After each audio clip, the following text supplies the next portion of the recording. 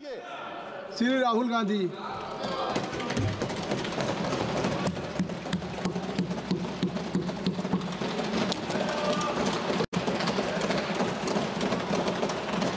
Thank you, Speaker Sir, for letting me speak today on the Constitution.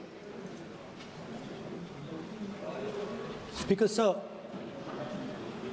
in my last few speeches, I spoke about the concept of Abhay Mudra, the concept of fearlessness, truth, and non-violence. And I showed the House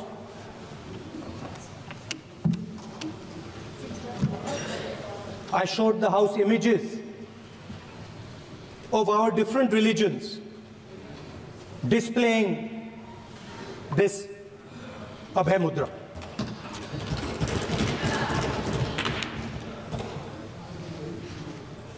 People call the Constitution the longest written Constitution in the world. But the Constitution contains a set of ideas from one philosophy of our nation, one central philosophical set of ideas of our nation. When we look at the Constitution and we open the Constitution, we can hear the voice and the ideas of Ambedkar, of Mahatma Gandhi, of Jawaharlal Nehru. But where did those ideas come from? Those ideas came from an old, profound tradition in this country. Those ideas came from Shiva, from Guru Nanak, from Basavana, from Buddha, from Mahavir, from Kabir, from a list of people. So when we speak of the Constitution and we show the Constitution, of course it is a document of modern India, but it could never have been written without ancient India and her ideas. So when we look at this Constitution, we remember this list of people, all different variations on the same idea. And in front of us stand the people who follow a very different philosophical tradition. And I want to start my speech by quoting what the supreme leader, not of the BJP, but of the modern interpretation of the ideas of the RSS has to say about the Constitution of India and about how he thinks India should be run. The worst thing about the Constitution, the worst thing about the Constitution of India is that there is nothing Indian about it. Manusmriti is that scripture which is most worshipable after Vedas for our Hindu nation, and from which our ancient times have become the basis of our culture, customs, thought, and practice. This book, for centuries, has codified the spiritual and divine march of our nation. Today, Manusmriti is law. These are the words of Savarkar. Mr. Savarkar has clearly stated in his writings that there is nothing Indian about our Constitution. He has clearly stated that the book India is run by should be superseded by this book. And this is what the fight is about. Now, it's nice that all of you are so-called defending the Constitution. But I want to ask you, do you stand by your leader's words? Yes. Do you support your leader's words? Because when you speak in Parliament about protecting the Constitution, you are ridiculing Savarkar, you are abusing Savarkar, you are defaming Savarkar. I'd like to quote also in Hindi. Bharat के संविधान के बारे में सबसे बुरी बात तो यह है कि इसमें कुछ भी भारतीय नहीं है। भारत के संविधान के बारे में सबसे बुरी बात तो यह है कि इसमें कुछ भी भारतीय नहीं है। यह आपके नेता ने कहा था, जिसकी आप पूजा करते हैं। Speaker sir, I described in my first speech the idea of a battle taking place. I described the Mahabharata, described Kurukshetra. There is a battle taking place today in India. And on this side are the defenders of the idea of the Constitution. And from each state we have one. If you ask us Tamil Nadu, we will tell you Periyar. If you ask us Karnataka, we will say Basavana.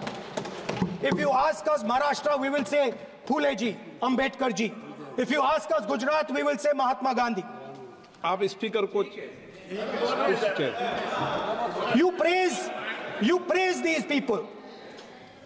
You praise these people hesitatingly because you have to. But the truth is that you want India to be run the way it used to be run. जैसे हिंदुस्तान पहले चलाया जाता था, वैसे ही आप हिंदुस्तान को चलाना चाहते हो। मैं बता रहा हूं, आ रहा हूं। पेशेंस रखिए थोड़ी, इतना एक्साइटमेंट नहीं होना चाहिए।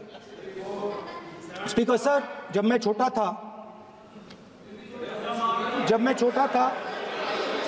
दिल्ली में, स्पीकर सर, दिल्ली के चारों ओर जंगल हुआ करता था। जो आज यहां रहते हैं उनको ताजुब होगा कि एम्स के बिल्कुल बगल में जंगल शुरू होता था। जहां रेलवे म्यूजियम है वहां पे जंगल शुरू होता था।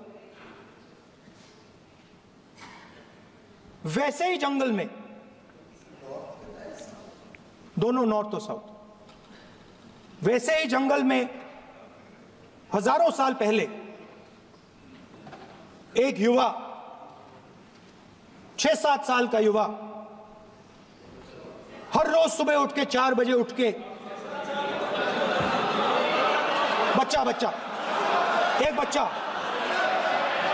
एक बच्चा, वाह बहुत बढ़िया, एक बच्चा 4 बजे उठ के तपस्या करता था। हर रोज सुबह तपस्या, हाँ, हर रोज सुबह वो धनुष उठाकर तीर कमान चलाता था और घंटे उसने तपस्या की, सालों के लिए उसने तपस्या की।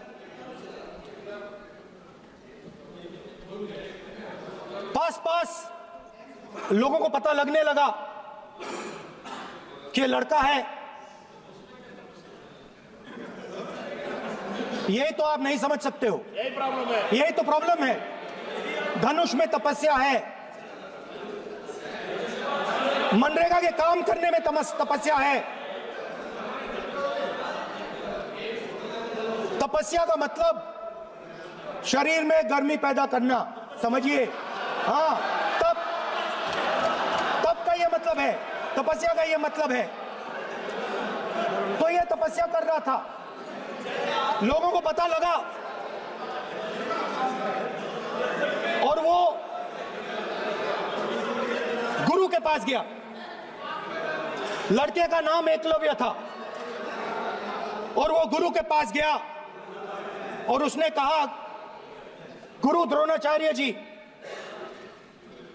मैं सालों से धनुष चलाना सीख रहा हूं। मैंने अपनी पूरी शक्ति इसमें डाली है।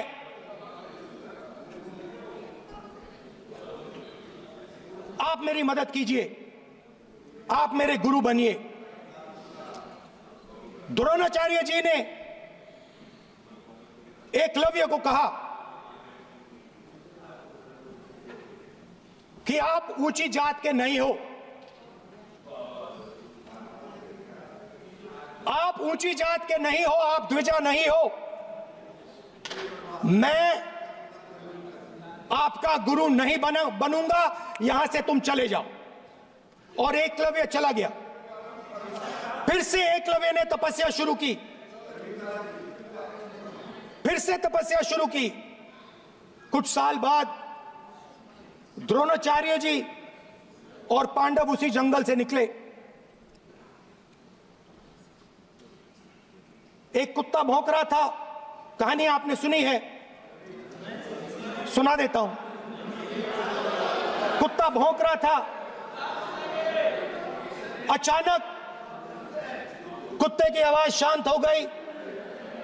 द्रोणाचार्य जी और पांडव पास गए और उन्होंने देखा कि तीरों के जाल में कुत्ता फंसा हुआ था। मुंह में तीर था एक, हाँ, मगर कुत्ता तीरों के जाल में फंसा था। एक तीर मुंह में थी, शांत था कुत्ता, मगर कुत्ते को चोट नहीं लगी। एकलव्य ने अहिंसा के साथ कुत्ते को शांत किया था। द्रोणाचार्य जी आते हैं और एकदम पूछते हैं, तुम्हें यह किसने सिखाया? एकलव्य जवाब देता है, द्रोणाचार्य जी, यह मैं सीखा हूं, मैंने तपस्या की है, घंटों मैंने प्रैक्टिस की है।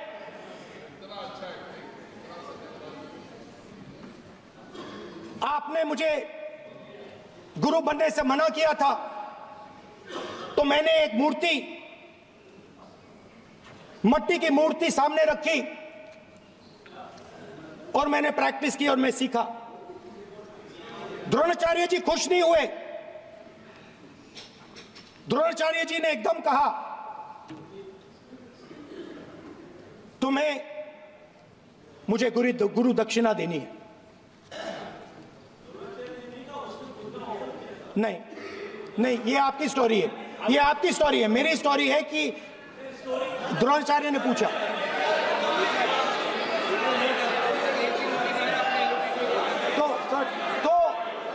तो द्रोणाचार्य जी ने, Sir, the PM will not speak. Lord want to say, if you are not giving order, Prime Minister has to speak. That's what want to. If you are not giving protection, if you are not giving protection to LOP, then Prime Minister has to speak here. I will tell you.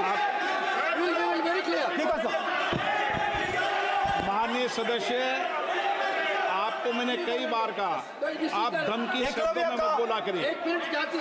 Dronacharya जी संसदीय ने, कार्य मंत्री बोल रहे, कितना disturbance कर रहे थे। द्रोणाचार्य जी ने कहा कि मुझे आप गुरु दक्षिणा दीजिए।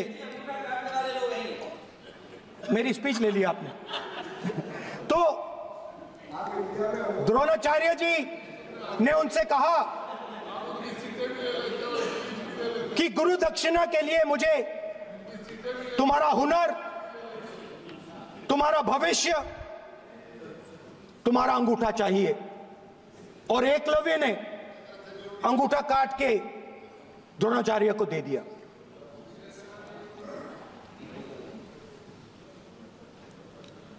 यह अभय मुद्रा है। इसमें कॉन्फिडेंस, स्ट्रेंथ, निडरता कहां से आती है? हुनर से आती है, इस अंगूठे से आती है। ये लोग इसके खिलाफ हैं। जैसे द्रोणाचार्य जी ने एकलव्य का अंगूठा काटा, वैसे ही आप पूरे देश का अंगूठा काटने में लगे हुए हो। आप जैसे ही एकलव्य का, जैसे द्रोणाचार्य जी ने एकलव्य का अंगूठा काटा, वैसे ही आप हिंदुस्तान के युवाओं का जैसे ही एकलव्य ने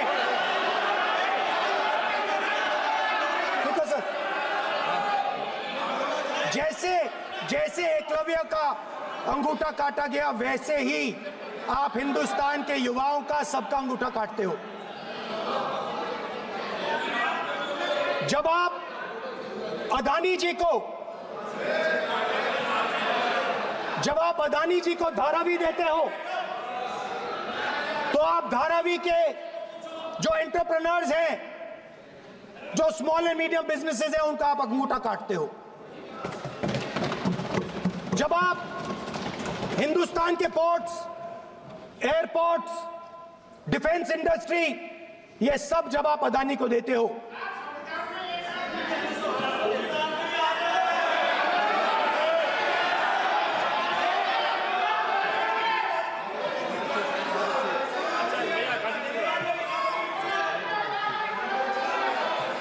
हिंदुस्तान के सारे जो फेयर प्ले बिजनेसेस हैं, जो ईमानदारी से काम करते हैं, आप उन सब का अंगूठा काटते हो जब आप अदानी की मदद करते हो। कॉन्स्टिट्यूशन में लैटरल एंट्री कर आप हिंदुस्तान के युवाओं का, पिछड़ों का, गरीबों का अंगूठा काटते हो।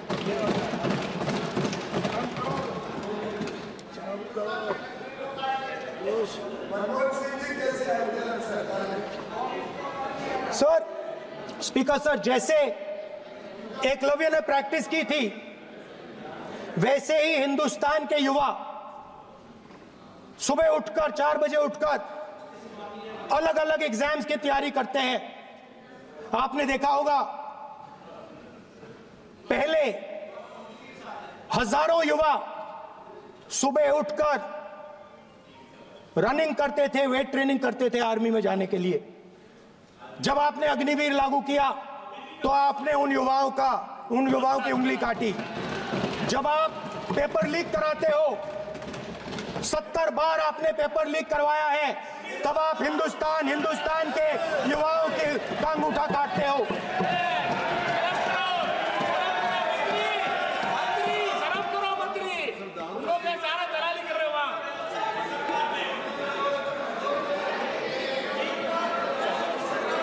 आज बाहर, दिल्ली के बाहर आपने किसानों पर टीयर गैस चलाया है, आपने किसानों पर लाठीचार्ज किया है।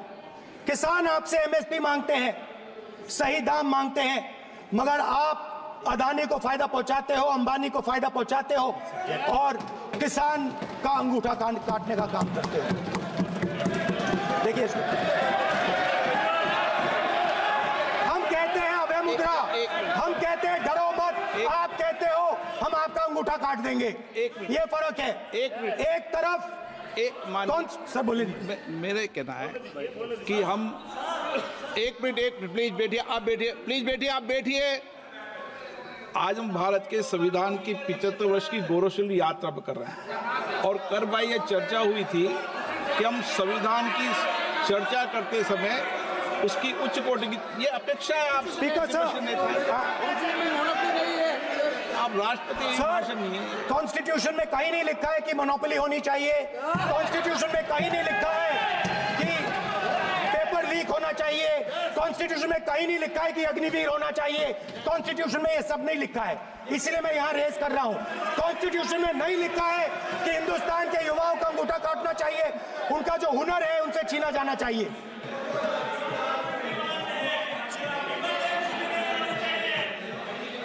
बैठे कर रहे हैं सर, 5 बजे अब भी बैठे करेंगे। अब कुछ नहीं बोलना है उसको। 5 बजे देखिएगा, 5 बजे देखिएगा क्या करते हैं। स्पीकर सर, मिलेगा। मैं कुछ दिन पहले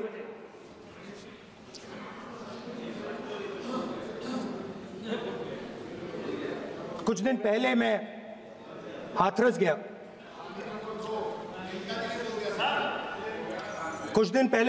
गया। हाथरस में 4 साल पहले एक लड़की का बलात्कार होता है। गैंग रेप होता है, 3-4 लोग गैंग रेप करते हैं। मैं 2-3 दिन पहले उस लड़की के परिवार के घर में गया।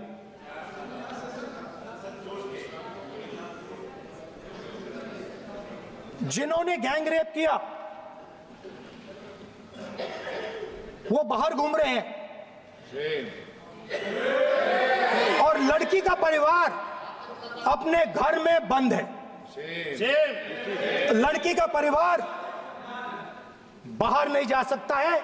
जो अपराधी हैं वो उनको रोज धमकाते हैं और वो बाहर घूमते हैं।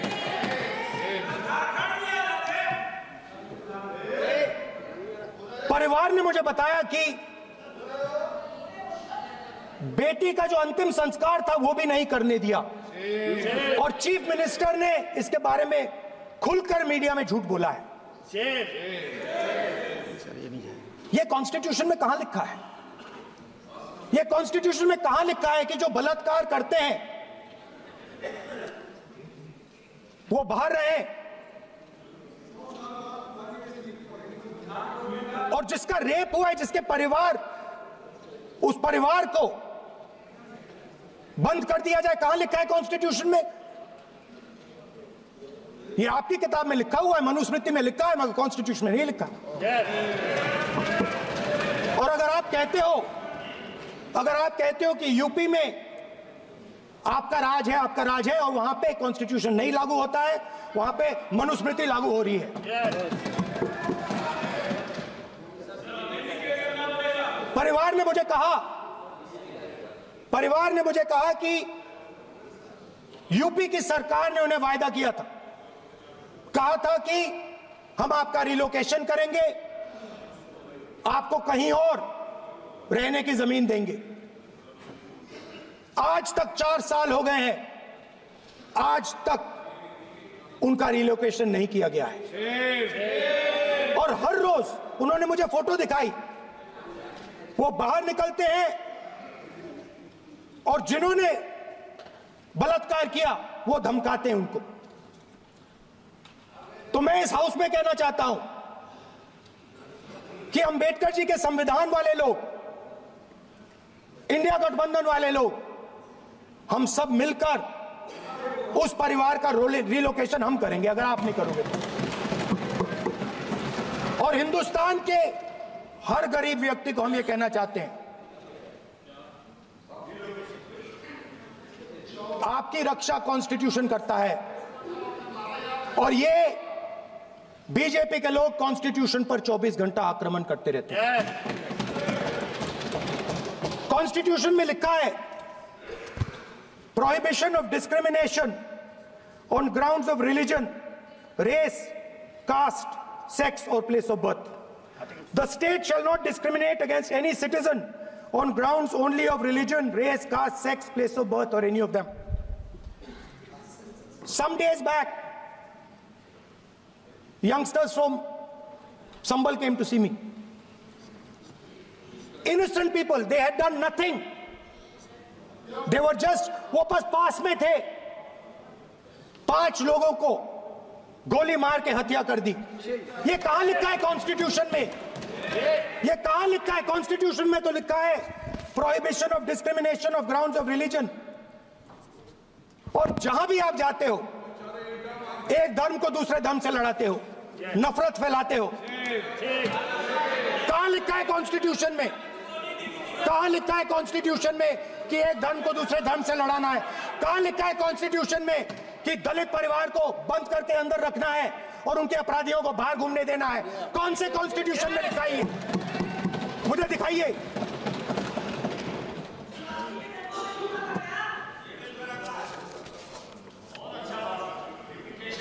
स्पीकर साहब, हमारी जो विचारधारा है, इंडिया गठबंधन की विचारधारा है, वो देश में कॉन्स्टिट्यूशन लाई है। हम सब मिलकर कॉन्स्टिट्यूशन की रक्षा करते हैं। अंबेडकर जी ने कहा था, if there is political equality but no social and economic equality, political equality will be destroyed. ये अंबेडकर जी के शब्द हैं और आज ये बात सबके सामने है। पॉलिटिकल इक्वालिटी जो थी वो खत्म हो गई है। हिंदुस्तान के सारे इंस्टीट्यूशंस कैप्चर कर लिए गए हैं। सोशल इक्वालिटी नहीं रही, फाइनेंशियल इकोनॉमिक इक्वालिटी नहीं रही। इसीलिए हमारा अगला कदम जाति जनगणना होगा। हम देश को दिखाना चाहते हैं कि आपने किन लोगों का और कहां कहां अंगूठा काटा है। हम दलितों को, आदिवासियों को, पिछड़ों को, किसानों को, मजदूरों को दिखाना चाहते हैं कि आपने किस किस का अंगूठा काटा है। इसलिए जो मैंने वायदा किया था, इसी हाउस में यहां हम कास्ट सेंसस लागू करेंगे और उसके बाद हिंदुस्तान में एक नए तरीके का विकास होगा, एक नई तरीके की राजनीति होगी। जो मैंने पहले कहा था, जो आपको अच्छा नहीं लगता है, 50% रिजर्वेशन, उस दीवार को हम यहां तोड़ेंगे। 50% रिजर्वेशन की दीवार और जाति जनगणना हम यहां करा के दिखाएंगे। आपको जो कहना है कर लो, कह लो। स्पीकर सर, बहुत बहुत धन्यवाद।